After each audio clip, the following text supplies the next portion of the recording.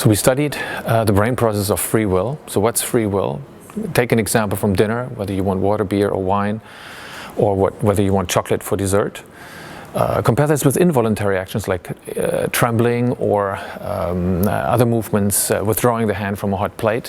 What we found, surprisingly, is that free will or voluntary action is dependent on a very cyclic inner activity related to breathing. The ongoing activity of breathing strongly modulates and predicts when the subject is going to press the button. So we used really simple experimental setup so the participants can press the button whenever they want. So 53 participants performed the task, and we measured their heartbeat using electrocardiogram and their breathing using the respiration belt and their brain activity using the EEG cap on the head. We found that people begin their voluntary action or conscious mental decision while breathing out, in particular at the end of a breathing cycle.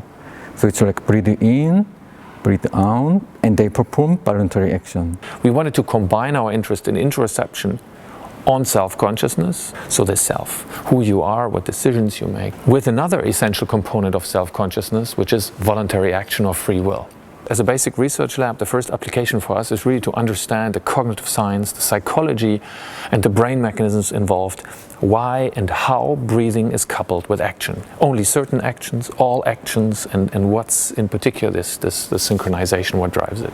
There are several medical applications of these findings, I believe. So one could be that in obsessive compulsive disorders or Tourette syndrome, so disorders of voluntary movement control, we would understand the underlying science better, neuroscience better, and also maybe can move towards diagnostic procedures as brain-computer interfaces linking brain activity of movement-impaired individuals with robotic or computer devices.